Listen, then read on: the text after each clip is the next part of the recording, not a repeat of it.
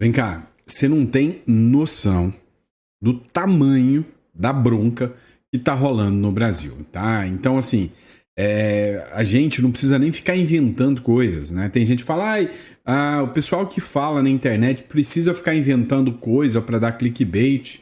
Meu amigo, olha essa matéria. Ex-secretário de Trump acusa a CIA de interferir nas eleições do Brasil. Nós precisamos falar que tem novas revelações.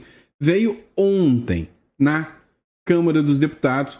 Oficial isso aí. Então, já que é da Câmara dos Deputados, ninguém vai ser preso por falar isso. Outra coisa. Você viu os recadinhos aqui da Embaixada Americana? Não. A Embaixada Americana só deu um recadinho que estão monitorando não só o Moraes, mas como todos os aliados do Moraes. E ainda mandou uma ameaçazinha pro Moraes.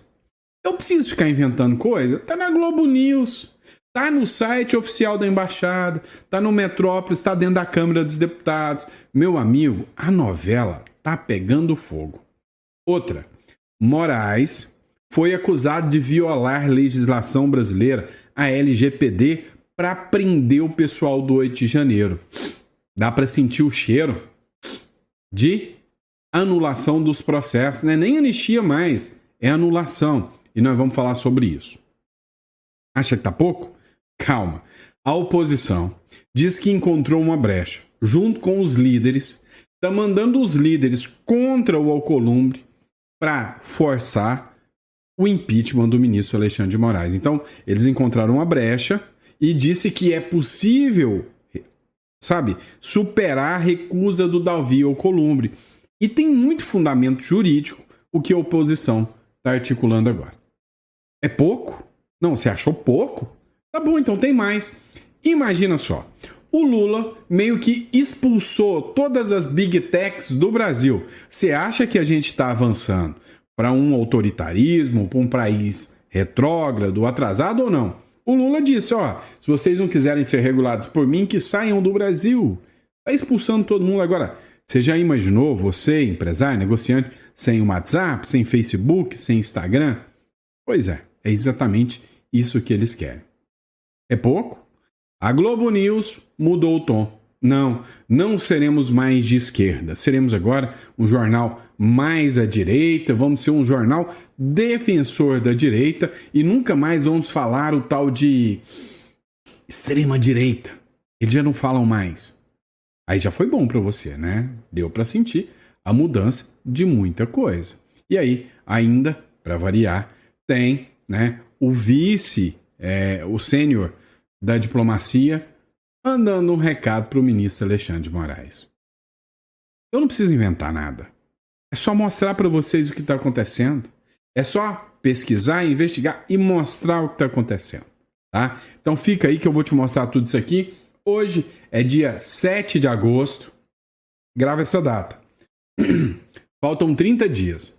7 de setembro é o dia, né? Sempre é um dia marcante onde o povo busca por independência, por liberdade. Então, dá uma olhada, tudo que está acontecendo. 7 de setembro é um dia onde o povo, com toda certeza, vai respirar mais aliviado, né? E vai comemorar o seu dia da independência.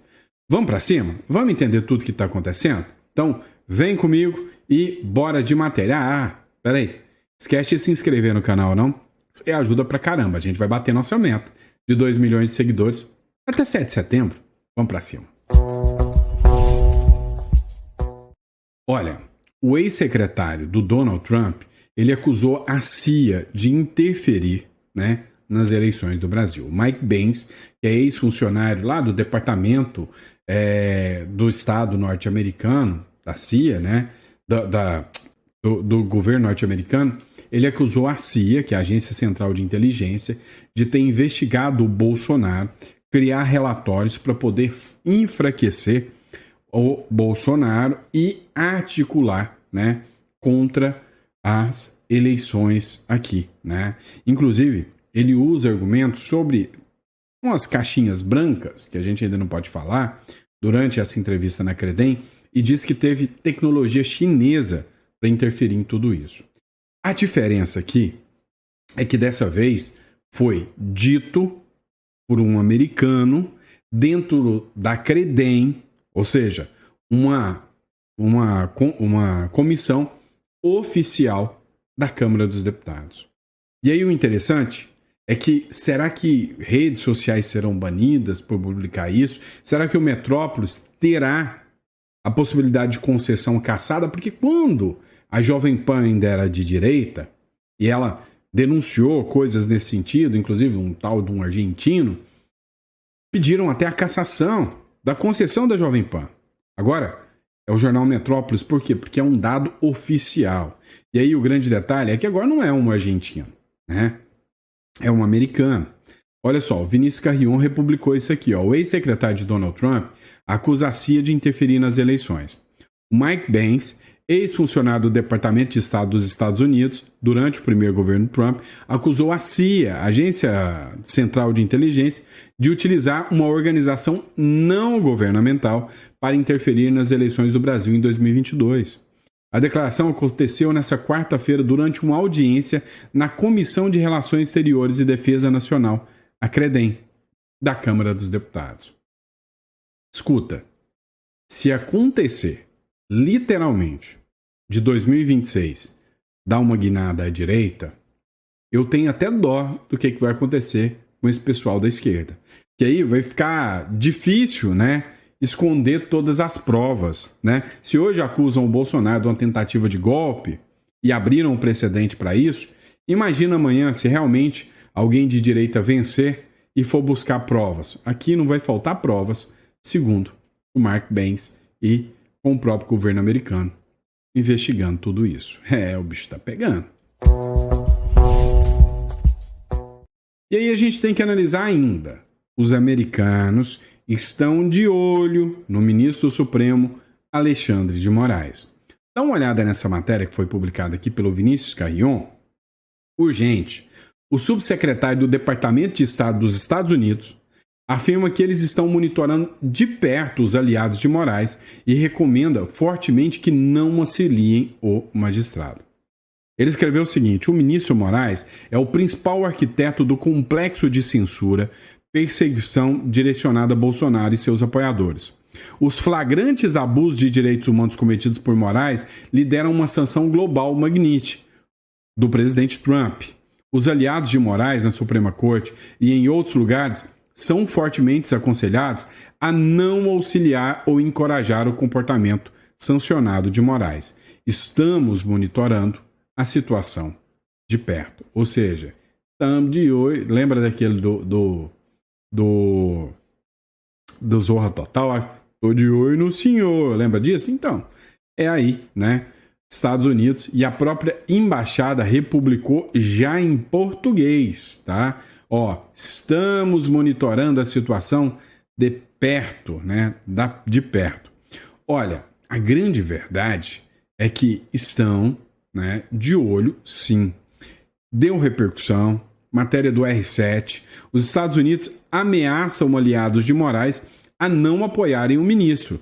Estamos monitorando de perto. E aí citou, né, a publicação da embaixada, que foi agora, ó, há 1 hora atrás, tá? Você consegue ver a publicação aqui, ó.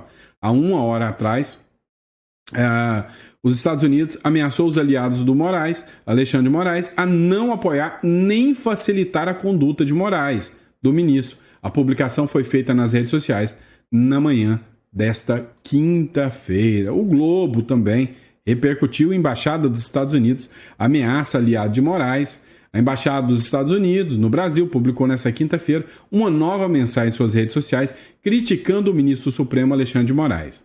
Então, assim, quem compra briga aqui, né? Quem está do lado do ministro do Supremo Alexandre de Moraes está comprando briga com os Estados Unidos, com os norte-americanos.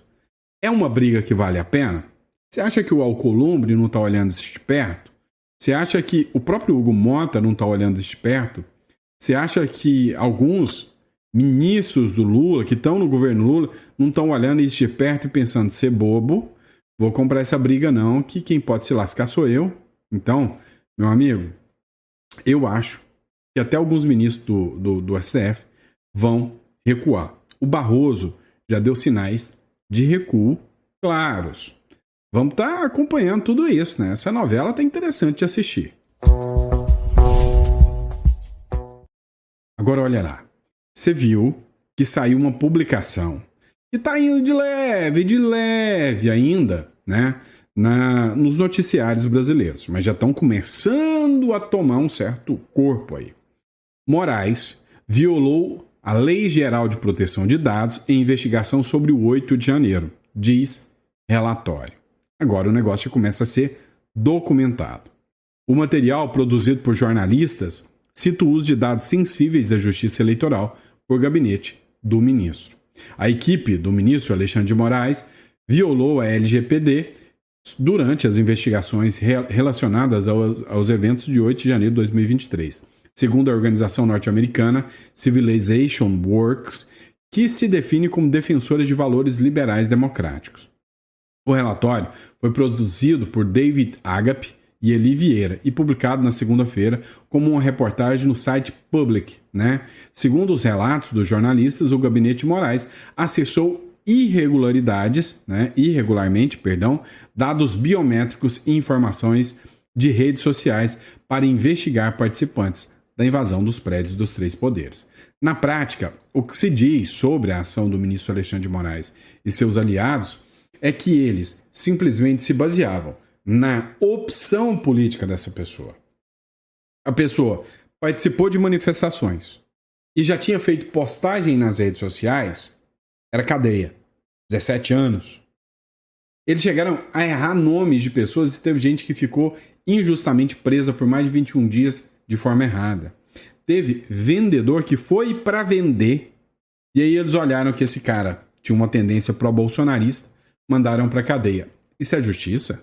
Dá uma olhada no que o constitucionalista André Marsiglia falou durante uma entrevista, né, que aconteceu no The Epoch Times. Acompanhe. Olha, eu inclusive tive acesso, né, ao material justamente para poder opinar juridicamente e digo que o que me causa é repulsa, né, como ser humano e como um advogado, um estudioso do tema, constrangimento de pensar que nós temos brotando na Suprema Corte, na nossa mais alta corte, uma ilegalidade desse porte, inclusive com requintes de desumanidade, como um dos assessores chega a dizer, inclusive, que cada réu terá o que merece, 2 pontos à prisão. Quer dizer, como é que essas pessoas eram capazes de julgar ou de avaliar ou de examinar com algum tipo de isenção esses casos? Agora, o grave é que parece que havia um núcleo, uma força-tarefa, um núcleo paralelo dentro da nossa mais alta corte que fichava ideologicamente os réus. Da mesma forma como na Segunda Guerra haviam os guetos, colocavam-se carimbos nas pessoas, parece que ideologicamente a nossa Suprema Corte, para julgar dessa ou daquela forma, fichava as pessoas a partir do comportamento ideológico ou da sua predileção política para dar a elas essa ou aquela destinação nas audiências de custódia. É realmente de assustar, porque primeiro que isso não pode ser um critério claro para se examinar, avaliar ou julgar alguém. Segundo, que é totalmente ilegal, inconstitucional e autoritário e censório você criar um núcleo paralelo dentro da Suprema Corte de acusação, uma espécie de dossiê para cada pessoa, para que elas possam ser acusadas. Isso não é tarefa de um juiz. Isso é tarefa, se muito, do Ministério Público. E ainda assim do Ministério Público ideologicamente cooptado. O Judiciário, criando uma espécie de núcleo força-tarefa, cooptando também as funções do Ministério Público e agindo de forma ilegal a partir da sua visão de isenção judicial, como também abarcando as tarefas do poder do Ministério Público. Nós temos uma completa irregularidade e esses processos todos são nulos. Essas pessoas todas estão sendo julgadas por juízes ou por um juiz que pré-julgou-as antes mesmo delas serem presas. Isso é totalmente... Totalmente abusivo, só para não cortar a fala aqui do André Marsiglia. Ou seja, simplesmente, né, nós estamos diante de um tribunal de exceção, né, aquilo que é amplamente rechaçado, proibido dentro da Constituição. E eu já tinha falado para vocês, desde quem me acompanha desde o início, desde 2023 eu falando, olha, estamos diante de um tribunal de exceção. E aí confirma tudo aquilo que eu tinha dito. Mas vamos lá, pessoal. Vamos de novo ter que falar de impeachment de ministros do Supremo, né? Dá uma olhada. Hoje há uma divulgação, está circulando a nova, vamos dizer assim, estratégia da oposição em relação ao ministro do Supremo, Alexandre de Moraes. Você precisa saber, os senadores têm uma rota de fuga para a inércia. Mesmo se o presidente do Senado, Davi Alcolumbre, tentar arquivar o pedido de impeachment de Moraes, os parlamentares podem recorrer ao plenário com a maioria de 27 senadores e com o apoio de 41 senadores. A decisão final pode ser validada. Alcolumbre está encurralado, a saída para ignorar a vontade da casa. Passamos à pressão. Tá, deixa eu dizer uma coisa para vocês. Olha, existe o regimento interno da casa e existe, né, a legislação atinente, inclusive, ao processo do impeachment. É prerrogativa do presidente da casa, o que eu acho um absurdo. Eu já disse para vocês que eu apresentei uma PEC há muito tempo atrás, e nessa PEC a ideia é tirar o poder, né? Eu chamo, né, tem até um livro do qual eu escrevi, chama de A Pauta Negativa. Eu chamo de pauta negativa, que é quando o povo ou os eleitos pelo povo têm o poder de criar, né, leis. E aí uma única pessoa que não teve quase nada de voto trava tudo isso. Vou dar um exemplo para vocês. Imagina um presidente da República que recebeu 60 milhões de votos, ele põe em votação uma medida provisória. E aí vem um presidente do Senado, que via de regra a maioria recebe pouquinhos votos, tá? A maioria, sempre o Senado, por ser, olha só esse dado, é 3 senadores por estado. O Nordeste tem um monte de estado. Então o que acontece? Sempre os presidentes do Senado são do Norte e Nordeste. Via de regra, tá? Então eles conseguem ter um controle. Sempre o Senado está com um pé mais a left people, mais à esquerda.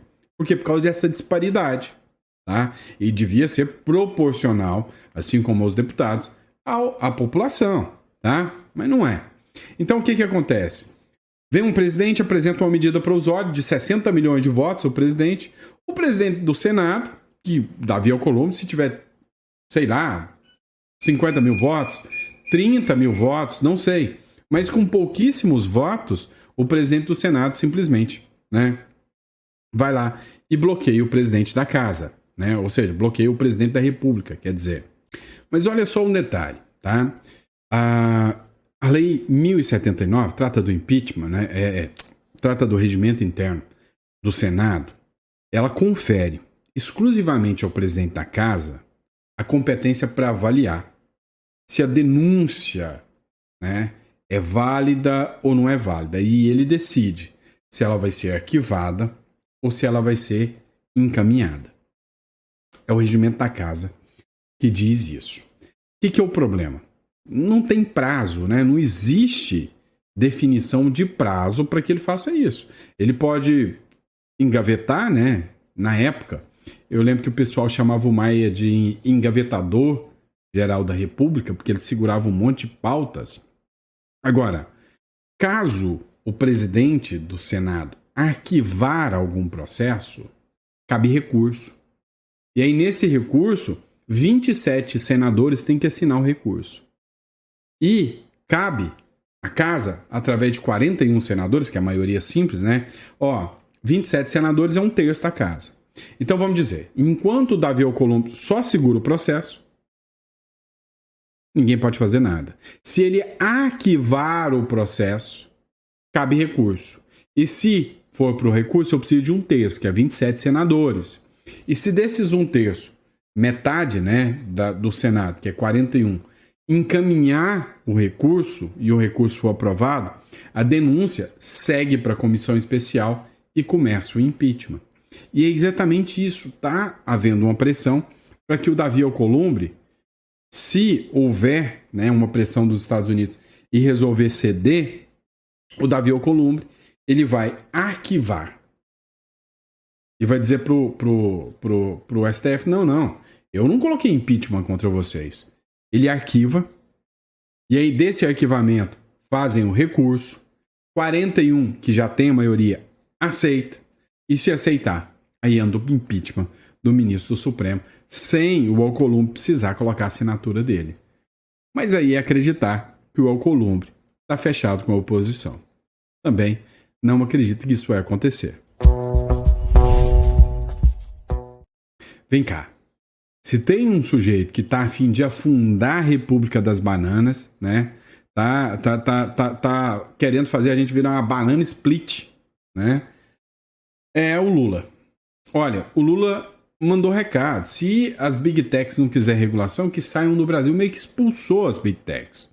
O Lula, né, só para você ter noção, criticou pontos da carta que foi enviada pelo governo dos Estados Unidos para justificar a imposição de tarifas. E um dos trechos, né, diz respeito à tentativa do governo, justamente, de regulamentar aqui as plataformas e a liberdade de expressão e a Big Techs. O Lula, né, vocês querem que eu coloque o áudio para vocês? Acho que não, né? O Lula falou, ó, não, eu não admito que empresas americanas, o Trump não admite que empresas americanas sejam reguladas, mas vocês têm que entender, esse país é soberano, tem uma constituição, tem uma legislação, a nossa obrigação é defender isso e não existe outro mecanismo. Nós vamos regulamentar. Se não quiser regulamentar, ser regulamentado, saiam do Brasil. Agora vem cá, você imagina o impacto disso para a economia brasileira. Você já parou para pensar quantos dependem do WhatsApp para vender seus produtos? Né? Hoje mesmo, né? Minha esposa deu aquelas vontade de comer doce. Fui lá, olhei o WhatsApp de uma pessoa lá e falei, ô, tá com uns doces aí? Manda para nós. Entendeu? O cara vem, trouxe, saiu com o dinheirinho dele no bolso, o mototáxi ganhou dele e tá tudo bem. A economia movimenta. Agora vem uma quadrada, né? Não posso falar outra palavra. E diz, olha, saiam do Brasil. Imagina o Brasil sem Instagram. Ah, achei o cara no Instagram. Procurei pelo WhatsApp e fiz a compra. Quantos dependem disso? Né? Quantos não vivem disso? Né? Então imagina o impacto que será para a figura vir e falar, não, saiam todos daqui. Você já imaginou se você acorda amanhã? Presta atenção. Já imaginou o caos? Você acordar amanhã e aí não tem WhatsApp, não tem Google, não tem Facebook, não tem eu aqui no YouTube para nós poder bater um papo? Já pensou? Pois é. Esse é o mundo dos sonhos que eles querem. E aí, detalhe, até a Globo tá doidinha, né, para mudar a regra. A Globo News mudará a linha editorial e dará uma guinada à direita de jornal. Segundo o jornal O Dia, a Globo, ela entendeu que ela tá à esquerda demais. Que ela, não, eu preciso agora me endireitar. Esse negócio de ficar de esquerda não dá lucro, não tá bom, eu preciso me endireitar, né? E aí, já não tá chamando ninguém mais de extrema esquerda, direita, nem nada disso. Agora, cá entre nós, você acha mesmo que a Globo é besta? Não é besta nada. Você acha mesmo que a Globo não analisou todos os cenários e falou, olha, até um certo momento o que dava certo, eu estava do lado do sistema e o sistema estava à direita, à esquerda.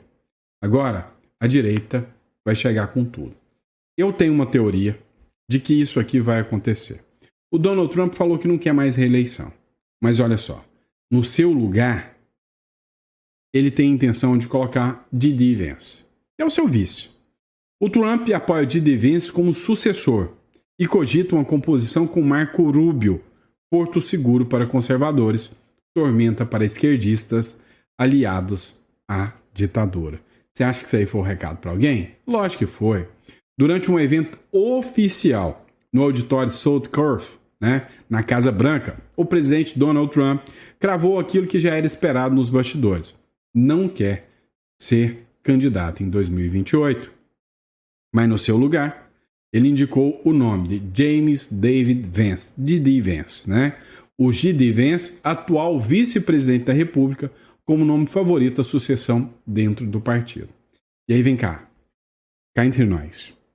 O J.D. Vance, o que se tem de discurso no bastidor é que ele faz o Bukele virar esquerdista, tá? O cara pega o Trump e põe no chinelo. Ou seja, Ele odeia a esquerda, ele tem ranço com a esquerda. E aí eu te pergunto, será que a Globo já está apostando na vitória do Didi Vence em 2028?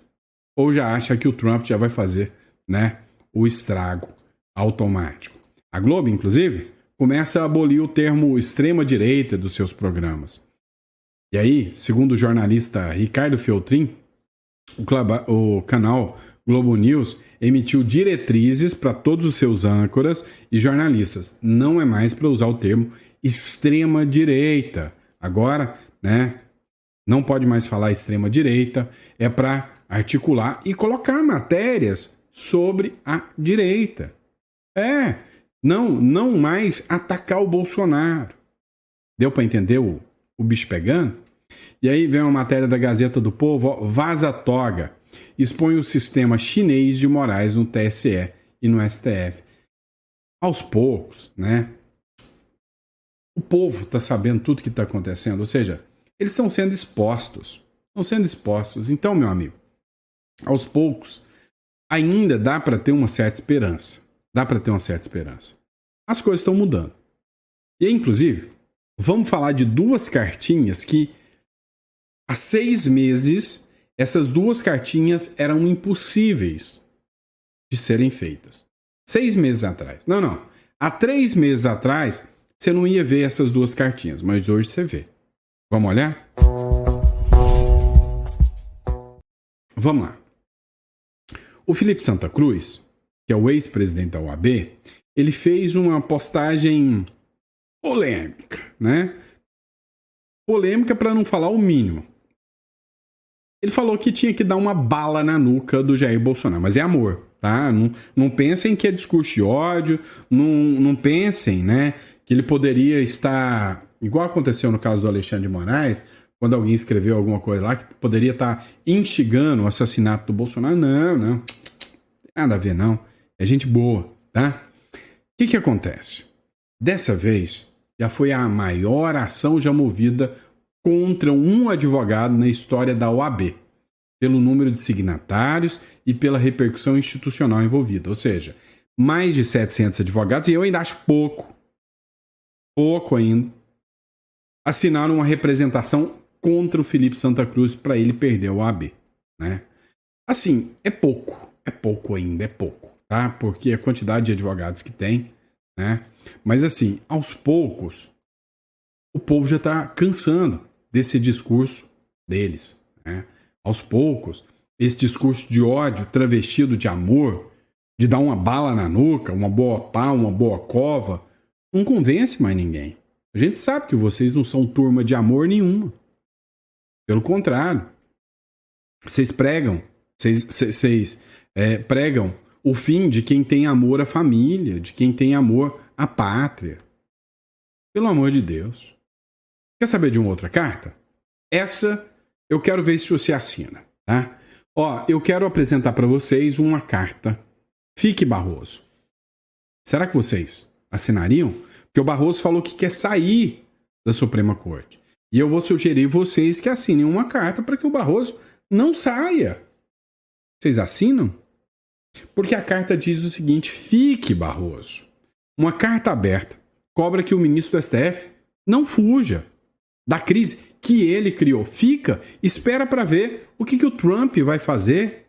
O Instituto Lexum divulgou nessa terça-feira uma carta pública ao ministro Luiz Roberto Barroso, presidente do Supremo Tribunal Federal, diante das informações de que ele estaria avaliando antecipar sua aposentadoria em 2025.